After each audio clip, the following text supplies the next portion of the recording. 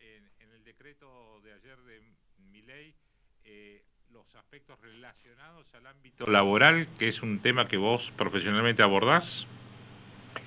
Sí, indudablemente lo estamos viendo porque anoche con lo extenso que fue el decreto, lo extenso que fueron todos los comentarios por las distintas plataformas televisivas, telefónica, indudablemente no pudimos estudiar nada anoche, pero sí hoy, y la verdad que es una modificación bastante relevante, bastante importante, que toca muchos derechos y seguramente para algunos colegas que hacen el derecho laboral desde el punto de vista del trabajador van a estar en contra, y para otros colegas que hacen el derecho laboral desde el punto de vista del empleador pueden estar a favor.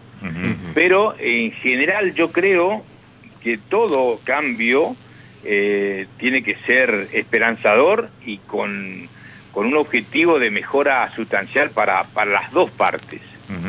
Porque acá el derecho laboral propiamente dicho, por el cual vos me preguntás, rige la relación de dos partes, de la parte empleadora y de la parte trabajadora. Y ninguna de las dos tiene que primar en cuanto a la protección de una en detrimento de la otra, porque caemos en el abuso. Claro.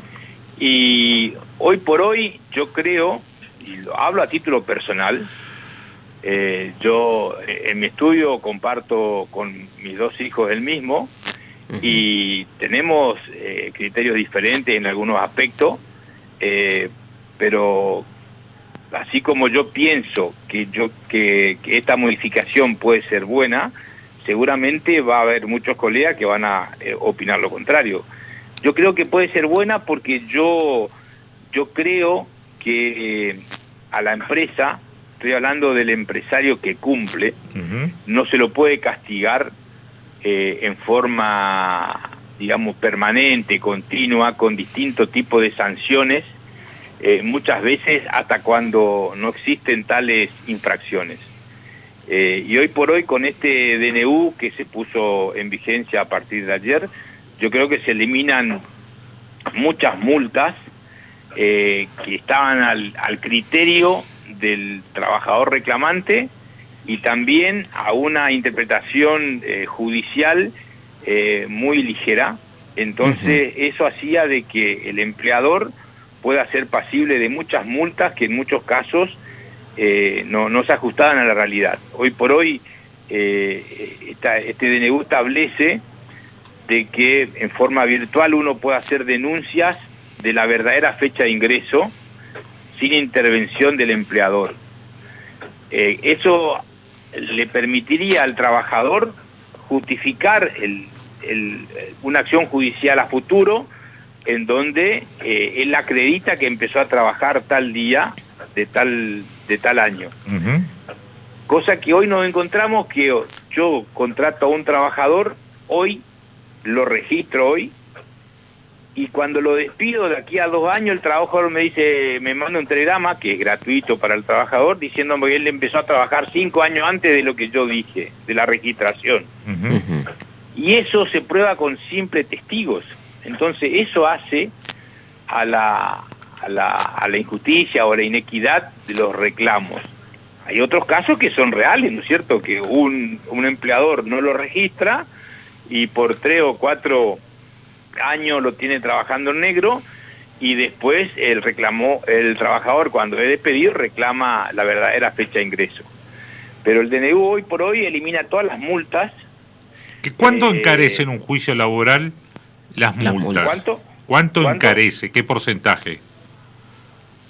¿Qué cosa? ¿Cuánto encarece? Un juicio laboral, una planilla de liquidación de una demanda laboral. Las multas, ¿cuánto implican? No, son multas importantes.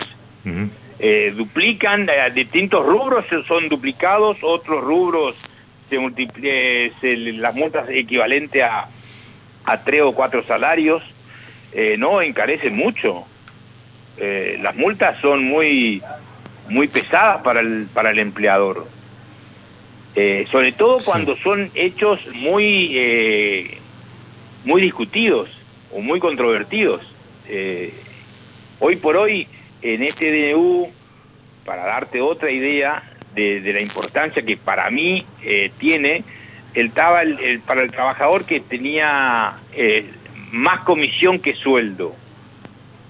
Antes se tenía en cuenta como base indemnizatoria el mejor sueldo que percibió en los últimos 12 meses.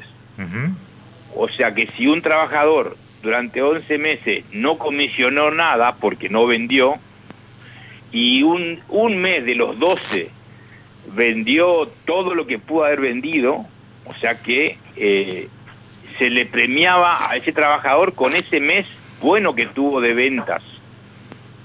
Porque entonces, se incluían todos los... Esa era la base indemnizatoria. En cambio hoy, lo que se modifica con este DNU es que se promedia, en principio, los últimos 6 meses.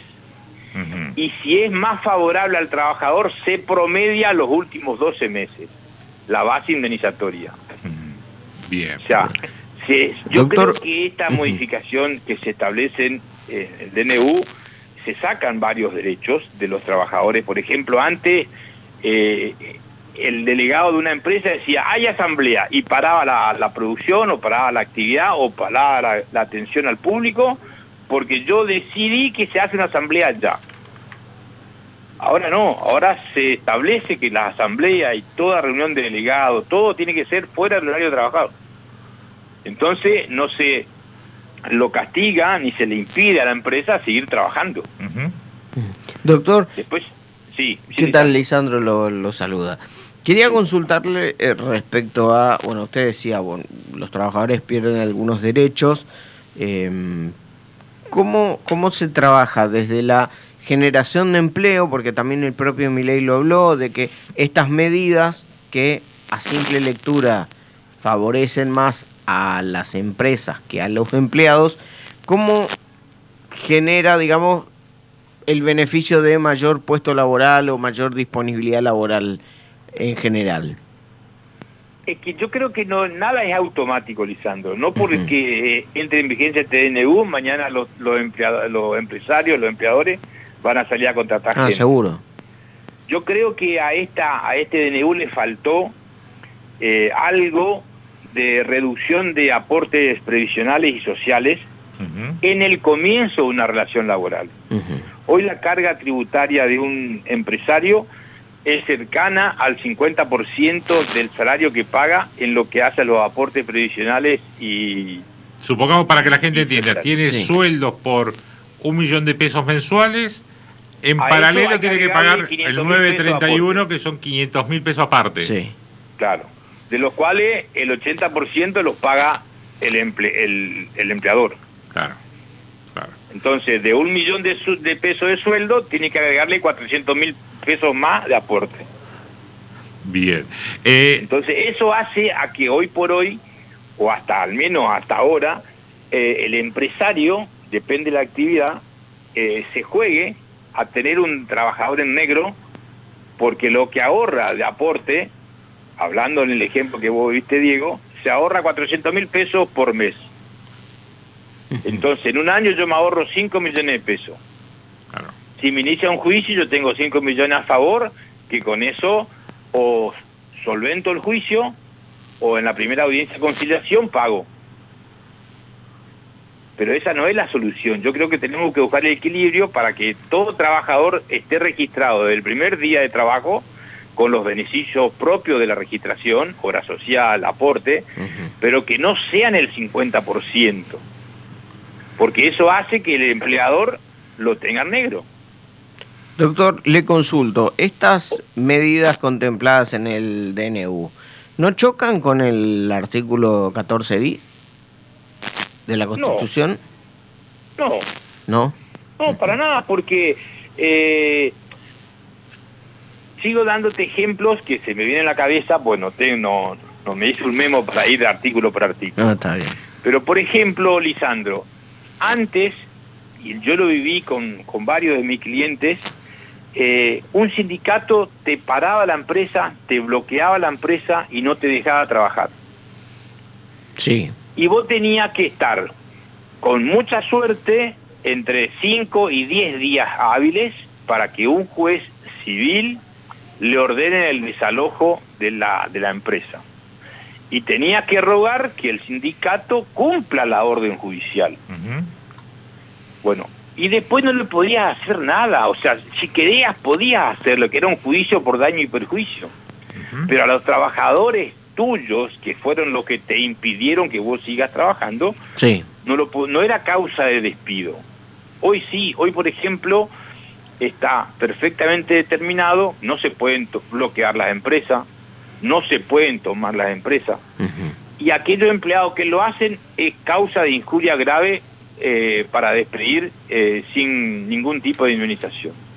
Bien. Entonces creo yo que, indudablemente, por eso te decía al comienzo, que hay derechos que pierden los trabajadores, pero eran derechos que, no quiero usar la palabra para que no me la malinterprete, pero no tengo otro sinónimo, eran derechos abusivos, porque el empresario, por más reclamo, es lo que pasó ayer con el piquete, o sea, nadie le prohíbe que protesten, pero el tema es que no protesten perjudicando los derechos de los demás, de las demás personas. O sea, en el caso del trabajador, hace el reclamo que quiera. Como yo siempre... Pero déjame seguir trabajando con los que quieren trabajar. Exactamente, deja trabajar, Antes bloqueaban o dejaban que nadie entre a comprar nada en un comercio, por ejemplo. Bueno, yo me acuerdo de un juicio que tenías ahí con una distribuidora de bebidas, que sos el abogado, o eras el abogado, y 4 o 5 personas te bloquearon la empresa que daba servicio y atendía a cientos de clientes en toda la provincia. Yo no me olvido nunca, Diego, en el año 2015, me acuerdo, fue cuando lo asesinaron al fiscal Nisman.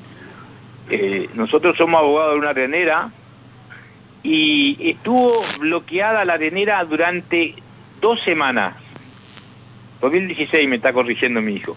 Durante 2 semanas estuvo bloqueada la arenera. Eran entre 300 y 400 personas, había 3 colectivos, habían venido de Resistencia y de Corrientes.